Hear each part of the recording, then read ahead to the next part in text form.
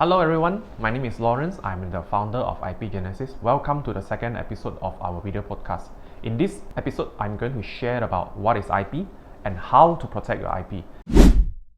It is more like an IP 101 for beginners.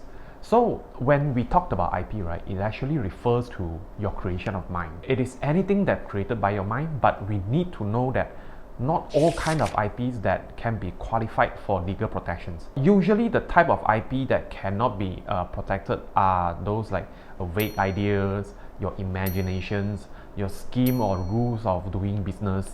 In order to be qualified for IP protection, it is better that you actually make them into a material form. You materialize them, something tangible, something that can visually be seen or be touched. The most common type of protectables IPs are those that we usually heard of, like trademarks, patents, industrial designs, copyrights, plant varieties, and trade secrets. So in these episodes, right, we are going to briefly introduce what are the difference between all the IPs above. First of all, we will need to know why do we need to protect our IP. There are two main reasons in doing this. Firstly, is to protect the competitiveness of our business. We need to ensure that we are the only person that can use the IP. We are the only one person that can use our brand name, our technology, and also our design. We also need to ensure that nobody can go and unlawfully claim ownership of our IP and then use it against us later. Secondly, we need to ensure exclusivity on our IP. We can look into commercializing our IP and then make additional revenue out of it. So IP is not only about playing a defensive game, but it can also be turned into an offensive game. What do we mean by that? It's like, other than protections, you can also look into making money out of it. IP is actually a very broad term. It covers many aspects and then they have many different type of IP. Each of them actually serve a different purpose and protect your business in different angles. In IP protections, right, the first thing that we need to do is to identify in your business what are the IP that can be protected and what cannot be protected. Secondly is to find out the legal requirements. Even if those IP that can be protected, right, then we will need to find out what are the legal requirements in order to be qualified for legal protections. Let's start from trademarks because this is the most basic forms of IP in every business. Okay, regardless if you are a startup, a one-man show company, or multinational companies, right, you will definitely have a trademarks. Okay, it can be either your company's name, your logo, or slogans, or brand name of your products and services. If we go further, right, trademark can also protect non-traditional trademarks such as sound, scent, and then holograms. Those are the new category of trademarks, but things like sound and scent, right, not all countries they are able to protect. But in Malaysia currently, we under the new laws, we can protect them already. So what are the legal requirements? Okay, generally for a trademark to be protectable or registrable, right, we have three requirements. The first thing is your trademark shouldn't be confusingly similar to any earlier trademarks. You need to make sure that visually and phonetically, which is how it sounds like, the look and sound of your trademark shouldn't be similar to any earlier trademark. Earlier trademark means that those that already filed for application, or those that already been registered, or those that have been in the market for a very long time. So for this purpose, right, we would highly recommend you, right, to go and do a trademark search before you start using a trademark. You need to find out if there is any similar marks that has been used or filed before you start using a trademark. Previously, we have made a video about how to do a trademark search, so you can look for the link in the descriptions below. A lot of people, they have a misunderstanding thought that if my trademark is not similar to somebody else, nobody have used this trademark before, means that I can use it. That is not as simple. Even if you didn't find any trademark that is same with you, right, there are another two requirements that you need to fulfill. The first thing is you need to make sure that your trademark is distinctive. Distinctive means that the trademark itself is something unique to you. It's not something that people would commonly use that name in your industry. It must be capable to differentiate your products and services from your competitors in the trade. That is what we call by distinctiveness. Other than that, right, you need to make sure that your trademark is identifiable. So when people see your trademark, they are able to remember your brand. They are able to know, oh, when they see your brand, they can relate to the product and services. The best kind of trademark when it comes to distinctiveness are those invented words.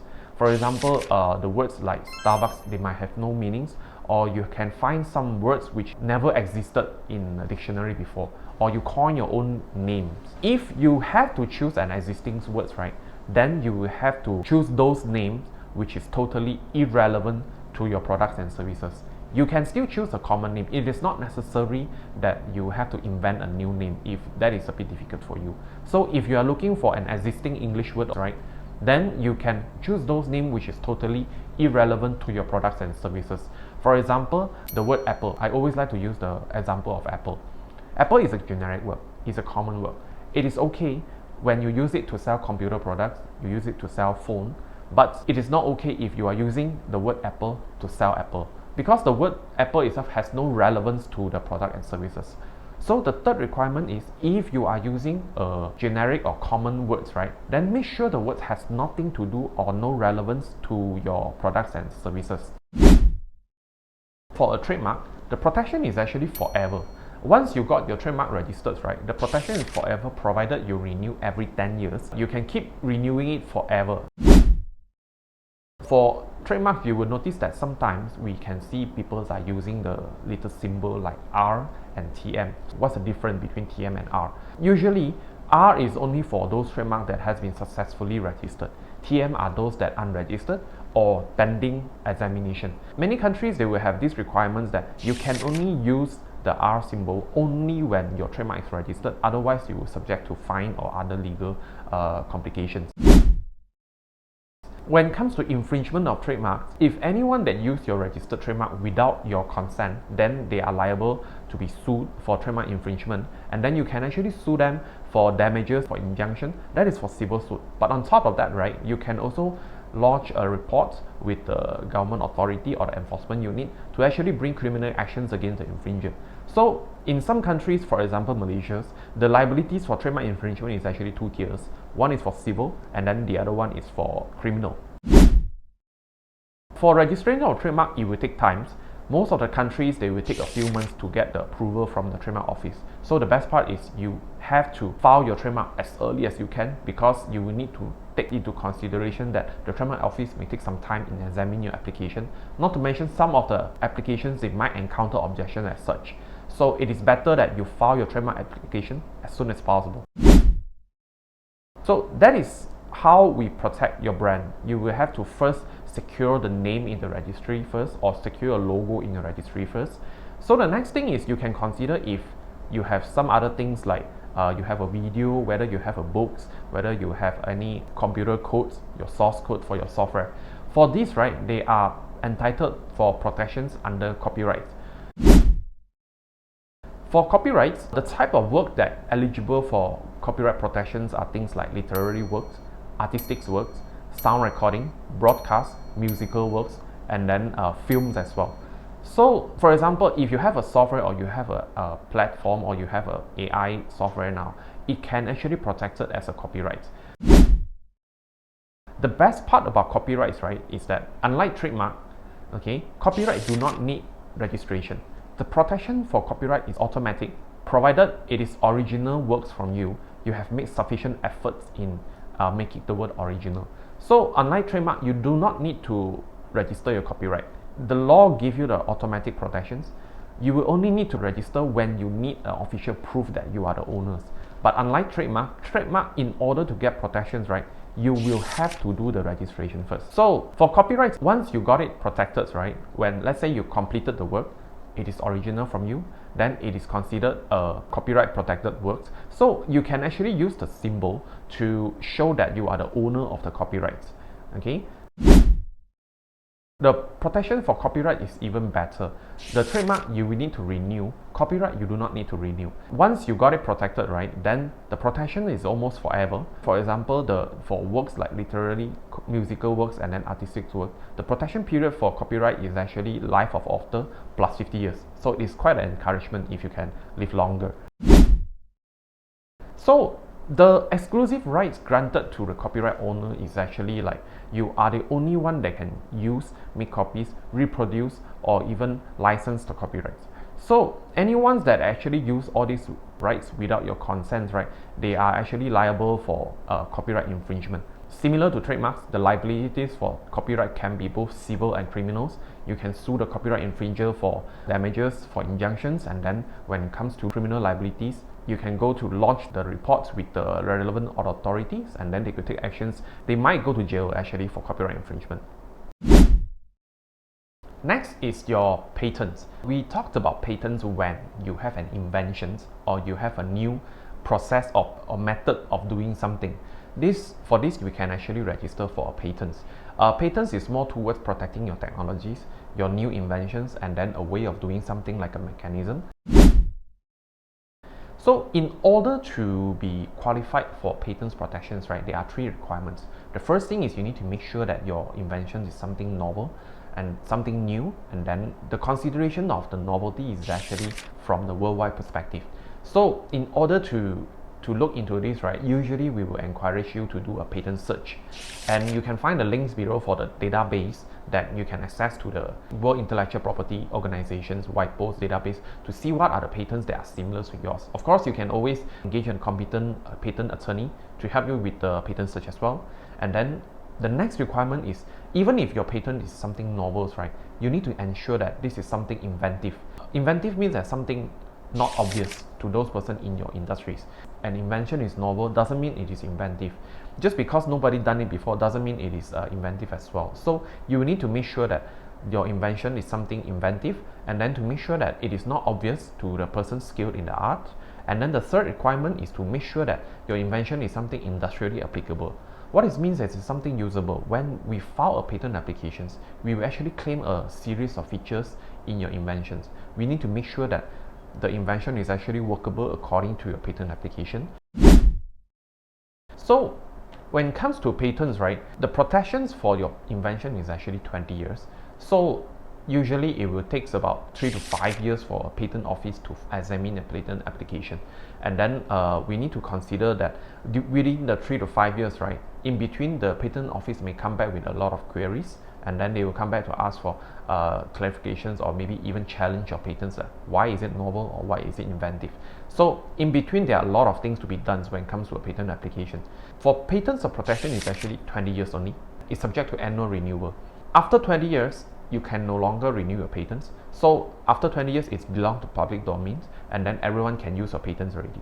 And then for patent applications, the most important thing is you need to make sure you have to file the patents before you disclose it to any third party.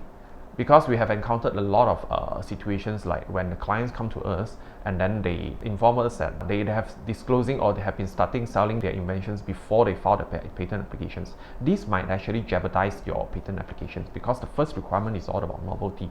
So if you already disclose your inventions before you file the patent applications, the patent office may consider your invention is no longer novel. So the best practice we always encourage is that you file the patent first before you disclose your product or before you started selling your invention. The last thing is you can consider is whether you want to file an industrial design for your products. If you are looking into protect the shape of your product, the aesthetic appearances of your products, like for example the configurations or the shape, or maybe if you have any patterns that you want to protect on the surface of your products, then you can consider filing an industrial design. In some countries, this is known as design patent as well.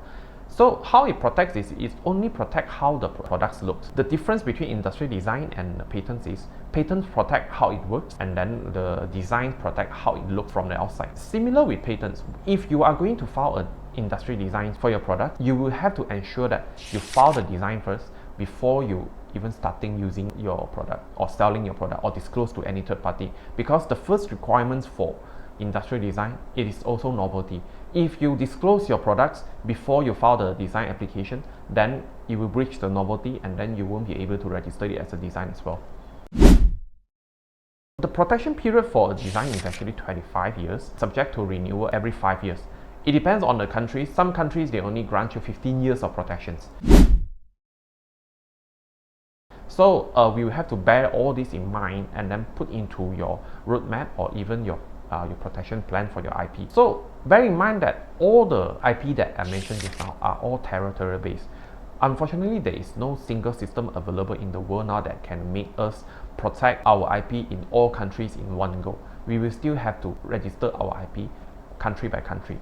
There are some countries that actually still allow us to do regional application, for example EU, but bear in mind most of the countries we still need to go by filing one by one, and then each of the applications still subject to the approval by every single country's IP office. So now we have talked about the registration. Registration is just about first step in protecting your IP.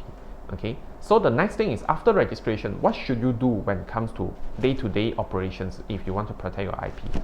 The first thing is registration, and then after that you need to monitor, okay, if there is any other infringement activities going on.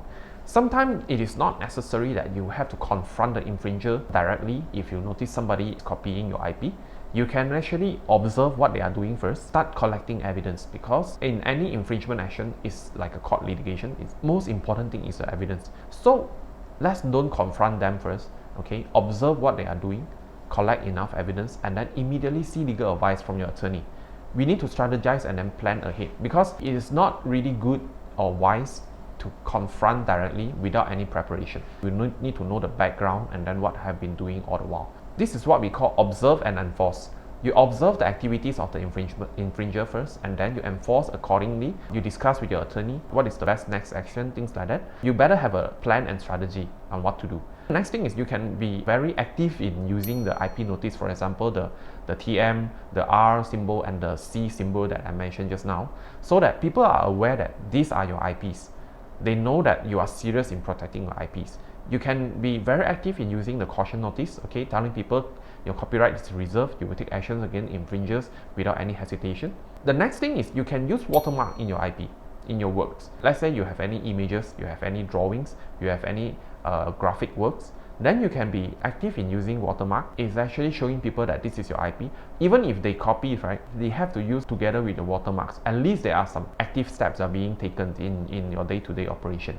And then the next thing is, if you are allowing somebody to use your IP, for example, for temporary use, like your image work or your music, your trademarks, your technologies, regardless whether you are charging them or not, but regardless whether there is any official business arrangement between you and the user, make sure you make it in writing, in a proper records. Not necessarily it has to be formal agreement, although it's highly recommended, but make sure you put it in the writing that this is only for what purpose. You have to limit the use on the IPs, better still with time until when you can use, so that everything is properly recorded. It will be very dangerous if all these are not in place, because people might take for granted that you are letting them use for free, and then it might jeopardize your image as well. Basically, these are the steps that we would recommend in how to protect your IP. These are the fundamental and basics. So moving forward, I will zoom in into each of the IPs, how to protect them internationally. Okay, so stay tuned with us. Please like and share, and please let me know your comments, because we know we are just starting up. There are a lot of things to be improved. So what are the things that we can include, we can do better, or if there is any things that you wish us to cover in our coming topics, please let us know. So I'll see you again. Thank you.